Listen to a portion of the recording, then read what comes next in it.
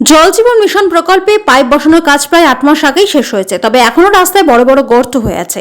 রাস্তা দিয়ে চলাফেরা করতে গিয়ে দুর্ঘটনার কবলে পড়ছেন স্থানীয়রা। পাশেই রয়েছে প্রাইমারি স্কুল, শিশুদের চলাফেরা করতে সমস্যার মুখে পড়তে হয়েছে। স্থানীয় বাসিন্দারা নিজেদের উদ্যোগে জমি থেকে মাটি কেটে নিজেরাই রাস্তা সংস্কারের কাজ করছেন। স্থানীয়দের সঙ্গে রাস্তা সংস্কারের কাজে নেমেছেন গ্রাম পঞ্চায়েতের প্রধান। এমনই ছবি ধরা পড়ল গাজল ব্লকের 2 নম্বর গ্রাম পঞ্চায়েতের ফতেপুর এলাকায়। রাস্তার ধারে জমি থেকে কোদাল দিয়ে মাটি কেটে সেই মাটি ডালিতে করে মাথায় নিয়ে রাস্তার গর্তগুলিতে মাটি ফেলে ভরাট করা হচ্ছে।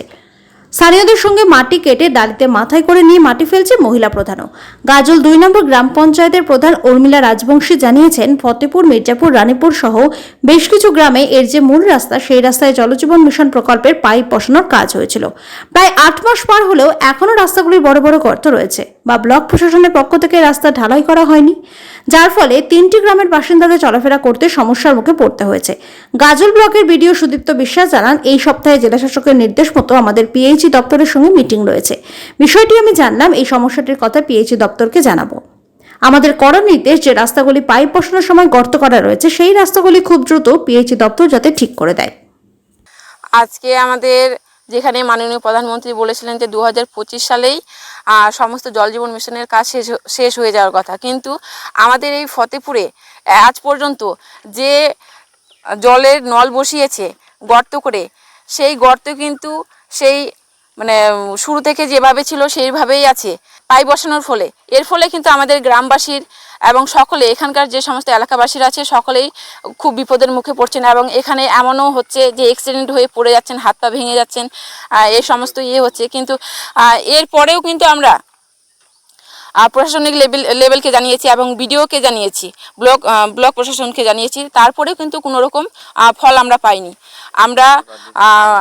আমরা আবেদন করছি যাতে এই রাস্তা পুনরায় ঠিক করা হয়, তার আমরা আবেদন রাখছি।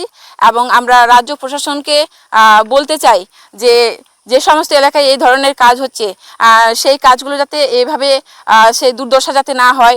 সেই দুর্দশার ফলে আমাদের এলাকাবাসীদের খুব বিপদের সম্মুখীন হতে হচ্ছে। সামনে আমাদের বর্ষা আসছে, সেই বর্ষার ফলে আজকে আমরা যে মাটি ভরাট করছি সেটা কিন্তু বৃষ্টির ফলে সেই মাটি চলেও যেতে পারে, তারপরে কিন্তু আবার একই অবস্থা হয়ে যাবে।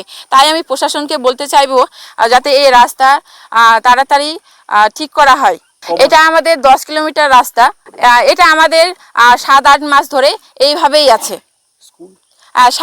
এর সামনেই আমাদের ফতেপুর প্রাইমারি স্কুল এবং তার পাশে ফতেপুর জুনিয়র স্কুল, এবং এই রাস্তা দিয়ে এই এলাকাবাসী বহুজন হাতিমারি হাসপাতাল এবং হাতিমারি হাই স্কুল সমস্ত ছাত্রছাত্রী সকলেই এটা দিয়ে যাতায়াত করেন। এর ফলে খুব সমস্যার সম্মুখীন হতে হচ্ছে, এবং সন্ধ্যাবেলা বিশেষ করে এখানে অনেকজন পড়ে গিয়ে হাত পা ভেঙে গেছে, বা বাচ্চারা স্কুল থেকে আসার সময় বা আসার পথে পড়ে যায় বা পড়ে গিয়ে ক্ষয়ক্ষতি হয়। হ্যাঁ, আমরা অলরেডি প্রশাসন লেভেলকে জানানো হয়েছে, আমাদের ব্লকে বিডিওকে জানানো হয়েছে, তার ফলে কিন্তু কোনো আমরা রিপোর্ট পাইনি। তার জন্য আজকে আমরা আমাদের গ্রামবাসীর সহযোগিতায় আমি নিজের উদ্যোগেই আজকে যে সমস্ত গর্ত আছে, পাইপ লাইনের যে গর্তগুলো আছে, সেই সমস্ত জায়গাগুলোতে মাটি ভরাট করলাম মানুষের সুবিধার্থে। আগামী দিনে আমাদের একটাই দাবি যে যে সমস্ত রাস্তা আমাদের এইভাবে ক্ষতিগ্রস্ত হয়ে আছে সেই রাস্তাগুলো যাতে সারিয়ে তোলা হয়, এটাই আমাদের দাবি। আজকে আমাদের এই রাস্তার বেহাল অবস্থা, আমাদের পিএইচই ডিপার্টমেন্ট থেকে সেই কাজটা হয়েছিল। সেই কাজটার ফলে আমাদের পাইপলাইন বসানোর ফলে আমাদের বড় রাস্তার পাশে বড় বড় গর্ত হয়ে যায়, এবং জল জীবন মিশন থেকে আমরা অনেকবার কমপ্লেনও করেছি, প্লাস বিডিও সাহেবকেও জানিয়েছি। আমাদের সমস্ত ডিপার্টমেন্টকে জানানোর পরেও ওরা কোনো উদ্যোগ নেয়নি। এখনো পর্যন্ত সেই রাস্তা বেহাল অবস্থা পড়ে আছে, যেটা আপনারা দেখতে পাচ্ছেন। এখন আমরা গ্রামবাসীর সহযোগিতায় এবং গাজল 2 গ্রাম পঞ্চায়েত প্রধান এবং সদস্যরা সবাই মিলে আমরা সেই রাস্তার আপাতত মানুষজন চলাফেরার জন্য সেই গর্তগুলো ভরাট করছি। কিন্তু সামনে বর্ষা আছে, এতে বেশি দিন তো থাকবে না, তাই আমরা সরকার বা ব্লক প্রশাসন বা আমাদের রাজ্য সরকারকেও জানাতে চাই তারা যেন এই রাস্তাটা তাড়াতাড়িভাবে মেরামত করে দেয়। এই রাস্তা প্রায় 10 কিলোমিটার আমাদের অ্যাভারেজ এই কাজগুলো করেছে, প্রতিটা জায়গায় এরকম গর্ত হয়ে আছে, এবং এই রাস্তা দিয়ে আমাদের মোটামুটি প্রায় Hatimari high school, Hatimari hospital এবং আমাদের primary school, upper primary school, এগুলো প্রত্যেকটা এই রাস্তা দিয়ে যাতায়াত করে। সেই জন্য আমাদের ছাত্রছাত্রী এবং আমাদের জনসাধারণ প্রচুর বিপদের মুখে পড়ে। আমরা চাইবো যেন এই কাজটি তাড়াতাড়ি সম্পূর্ণ। আমরা ব্লক প্রশাসনকেও জানিয়েছি, বিডিওকেও জানিয়েছি এবং পিএইচই বা আমাদের জল জীবন মিশনের যে কর্তৃপক্ষ তাদেরকেও আমরা জানিয়েছি, তারা কোনো সুরাহা করেনি, যার জন্য আজকে আমাদের এই রাস্তা গ্রামবাসী মিলে সবাইকে মিলে এই রাস্তাগুলো কাজ করতে হচ্ছে। আমরা চাইছি যে আগামী দিনে এই রাস্তাগুলো যেন খুব তাড়াতাড়ি মেরামত করা হয়। বিষয়টি পিএইচই ডিপার্টমেন্টে আমরা আমাদের মিটিং আছে এই সপ্তাহেতেই, জেলা শাসকের নির্দেশ মতো এবং স্টেটের নির্দেশ মতো আমাদের ব্লকের সঙ্গে একটা সমন্বয় মিটিং হয়, প্রতি মাসেই হয়, এটা পাক্ষিক মিটিং, এটা দ্রুতই আছে, এই সপ্তাহতেই আছে। এই বিষয়টি জানা হলো, আমি নোট করে রাখলাম। আর এর আগেও আমরা পিএইচিকে বেশ কিছু রাস্তার তালিকা দিয়েছিলাম, তার মধ্যে অত্যন্ত ইম্পর্টেন্ট রাস্তাগুলো পিএইচি কিছুটা অ্যাড্রেস করেছে, কিন্তু অনেক রাস্তাই এখনও বাকি রয়েছে। জেলা শাসকের কড়া নির্দেশ আছে, অতি দ্রুত এই বর্ষার সিজনের ফুল সুইং হওয়ার আগে এই রাস্তাগুলো যাতে সারি দেওয়া হয়, এই রাস্তার কথাটাও আমরা সেই মিটিংয়ে তুলব এবং ঊর্ধ্বতন কর্তৃপক্ষকে জানাবো যাতে দ্রুত এই রাস্তাটি সারানো হয়। বিষয়টা একটু খোলাখুলি বলি।